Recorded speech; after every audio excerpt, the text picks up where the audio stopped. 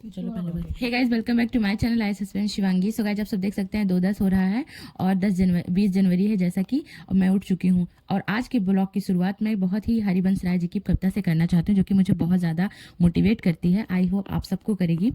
तो देखिए, शुरू करते हैं। जब नाव जल में छोड़ दी, तूफान में ही मोड़ दी, दे दी चुनौती सिंध को, फिर पार क्या मझधार क्या, फिर धार क्या मझधार क्या, कह मृत्यु को वरदान ही, मरना लिया जब ठान ही, फिर जीत क्या फिर हार क्या, जब छोड़ दी सुख की कामना, आरंभ कर दी साधना, संघर्ष पथ पर बढ़ चले, फिर फूल क्या अंगार क्या, संसार का पीपी गरल, जब कर लिया मन को सरल, भगवान शंकर हो गए, फिर राख क्या सिंगार क्या। तो गाइज, आप सबने मेरे लिए प्रे किया और आप सबके प्रे बहुत ही ज़्यादा, मतलब क्या बताऊँ, मुझे बहुत असर करी है और मेरी तबीयत सही है। उसके बाद ही गाइज मैं डेली की तरह 2 बजे उठ चुकी हूँ। आप सब देख सकते हैं कितना ज़्यादा अंधेरा है और मुंह धुल लिया है मैंने बाहर, आप सबको अंधेरा भी दिखा दिया। उसके बाद गाइज कपड़े भी भीग गए थे, तो मैंने कपड़े चेंज करके फिर मैं बैठी हूँ अपनी स्टडी करने। 2-3 दिनों से तो बिल्कुल हालत ख़राब हो गई थी, समझ ही नहीं आ रहा था कि क्या करूँ कैसे करूँ। बट गाइज फाइनली आज मैं बिल्कुल, मुझे मतलब ठीक लग रहा था।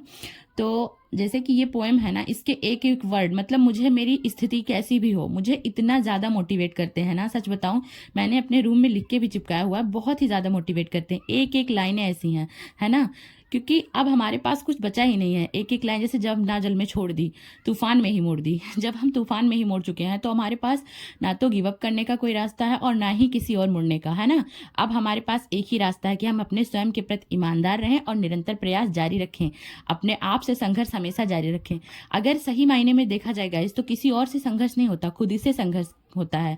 हर इंसान की लड़ाई खुद से होती है, किसी और से नहीं होती है ना। तो यहाँ पे मैं उठ चुकी हूँ और मॉर्निंग में बहुत अच्छा मुझे लग रहा था कि फाइनली मेरी 2 बजे, क्योंकि वैसे तो मुझे नींद ही 2 बजे आती थी, उठना तो दूर की बात है, मेरा नींद उठ सब डिस्टर्ब हो चुका था। बट आज मैं उठ चुकी हूँ गाइस, और यहाँ पे मैं करेंट अफेयर भी कर रही हूँ और उसके बाद साइंस एंड टेक्नोलॉजी भी कर रही हूँ, क्योंकि साइंस एंड टेक्नोलॉजी मैंने आज सुबह सुबह उठाया है, क्योंकि आप सबको पता है कि मुझे इसमें इंटरेस्ट नहीं है उतना ज़्यादा, मेरे को नहीं समझ में आता। तो मैंने सोचा कि ये पहले शुरुआत इसी से करें, क्योंकि अगर ये करते रहेंगे, क्योंकि तो टफ रहेगा, अगर इसको छुएंगे ही नहीं तो आगे और भी टफ होता चला जाएगा। और चूंकि मेरे इसके टेस्ट भी चलते रहते हैं, तो यहाँ पे मैंने साइंस एंड टेक्नोलॉजी उठाया है। और आज इसमें गाइज मुझे इसका ज़्यादा टॉपिक नहीं करना है, मतलब 2-2 टॉपिक करना है। तो इस पे यहाँ पे मैं करूँगी नैनो प्रौद्योगिकी और जैव प्रौद्योगिकी, और एक करना है मैं यहाँ पे करूँगी गगनयान। ठीक है, ये सारा करना है मतलब। तो आप सबकी तैयारी भी अच्छी चल रही होगी, क्योंकि अब तो आप सबके सिर पे, मतलब जिनको 25 में देना है उनके तो पूछा ही नहीं जा सकता। मतलब कोई मुझसे पूछे ना तो मैं बताऊं, मेरी हालत बहुत ज़्यादा ख़राब हो गई थी। क्या पढ़ना है, इससे ज़्यादा सोच सोच के कि क्या नहीं पढ़ना है भाई, क्योंकि इतना कम टाइम बचा हुआ है अब हर एस्पिरेंट के पास कि क्या ही बताएं। तो गाइज, अगर आप सबने अपनी ऐसी ही स्ट्रेटजी बना ली है कि आपको क्या पढ़ना है क्या नहीं पढ़ना है, किस टॉपिक को आपको ज़्यादा इंपॉर्टेंस देना है, कौन कौन से पीवाईक्यूज बार बार रिपीट हो रहे हैं, उसको आपने पीवाईक्यूज भी एनालिसिस करना शुरू कर दिया है, जीएस का भी, सीसेट का भी, तो बहुत अच्छी बात है। और अगर नहीं किया है तो चलिए शुरू करते हैं आज से एक नए सिरे से साथ, तो हम लोग अपनी तैयारी को एक अलग ही दिशा देते हैं, है ना। तो आज मैं आप सबसे बात करने वाली हूँ एक टॉपिक पे बहुत अच्छे से आप लोगों से। हे गाइस, तो आज मुझे एनवायरनमेंट एंड इकोलॉजी भी करना है, और एनवायरनमेंट एंड इकोलॉजी में जो जो इंपॉर्टेंट टॉपिक है, जैसे इकोसिस्टम हो गया, राइट, बायोडाइवर्सिटी हो गया, पोल्यूशन हो गया, क्लाइमेट चेंज हो गया, ये सारे टॉपिक मुझे बहुत ज़्यादा अच्छे से कवर करना है। तो एनवायरनमेंट एंड इकोलॉजी में ये करना है। एंड सर ने बताया हुआ था, वो पढ़ाया हुआ है अभी उसमें इकोनॉमी में सर पढ़ा रहे हैं फाइनेंशियल मार्केट, वित्तीय बाजार बहुत अच्छे से कंप्लीट करना है। तो गाइज ये देखिए 8:30 बज चुका है, सूर्य देवता निकल चुके हैं, बट थोड़ा सा इनका दर्शन करने के बाद, इनका आशीर्वाद लेने के बाद मैं फिर बैठ जाऊंगी पढ़ाई करने। तो गाइज मैं यहाँ पे फिर बैठ चुकी हूँ, और मैं आप सबको बता दूँ कि करंट में भी सारे टॉपिक मतलब पढ़ा रहे हैं एनवायरमेंट एंड इकोलॉजी का, फ्लिपिंग और रिवर्स फ्लिपिंग, आईपीओ फ्लिपिंग, ये सब सर पढ़ा रहे हैं।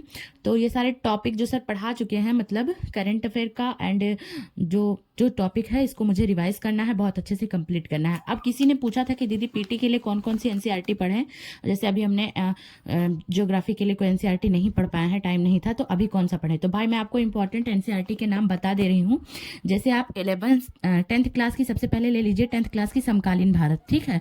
11th की 2 है, 11th क्लास की एक है भौतिक भूगोल मूल सिद्धांत, और एक है भौतिक भारत का भौतिक पर्यावरण, ठीक। 11th क्लास की मैं फिर से नाम बता दे रही हूँ, भौतिक भूगोल मूल सिद्धांत, और सेकंड है भारत का भौतिक पर्यावरण, और 10th क्लास का समकालीन भारत।